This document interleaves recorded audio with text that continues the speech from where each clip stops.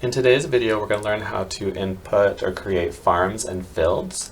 So we're going to first of all navigate to the DIFM website, then we're going to click on sign in. We're going to add our email.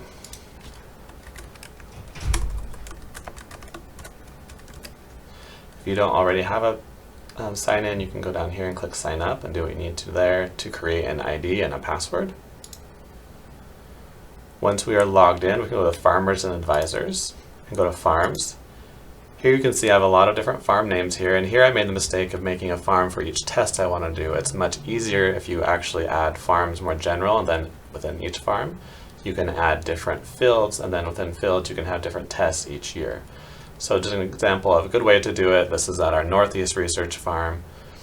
I added that farm there. You can see the farm here, and you can see I've added 3 different fields within this farm, and then within each of these fields I can also add trials, and I can see I've added a couple different trials that we're potentially looking at.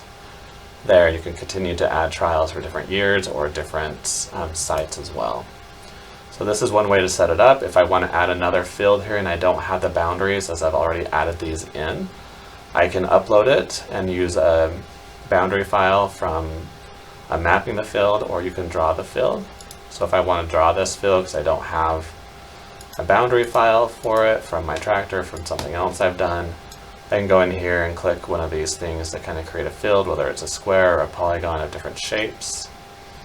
I can start here, click around this field. You can kind of zoom in to be a little bit more careful, but just to get the idea. We can add this field. I can call this field, this is our 110 field, and then hit submit. I can move points if I need to, edit, cut it around. Click submit, and then we can see that field on here. You can see its name, and then I can add trials to it. But if we want to just kind of go back and start from the beginning and go to our farms, we want to now add a farm. See this from the beginning, we can go to add farm here. And here we can either click in the address if we know the address. On the farm I want to use today, for some reason the address doesn't work, so we're going to go ahead and just use the latitude and longitude.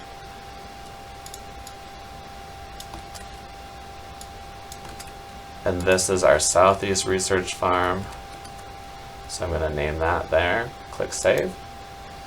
I'm going to scroll down, and so we're going to be able to see here, this is our Southeast Research Farm. I want to go to fields. And again, I can upload the fields. It doesn't show exactly where I will be here, but once I click draw field or upload field, it will. I have several of these fields already ready to be dropped in. I have their boundary files right here. So what we're going to do is just going to start with this field. It's field 401. We need it as a zip file. Just kind of name them as the farm does. It could be, grandma's house. It could be field 180. It could be north 80. Lots of different names, whatever the farmer or the consultant knows that field as. So then we hit upload, and we can see that field show up here. If we want to upload another one, we can do that as well. Go to our boundary files, we're going to pull in this field right here, it's 405. And as you can see these fields are next to each other. They don't totally line up because we've changed a lot of these things in this field area. It's a newer owned area by the university, but we could continue to do this and upload these different fields into here and name them. So once we do this, we can then go through and say, okay, on 401 I want to look at a trial, so I'm going to click on trials.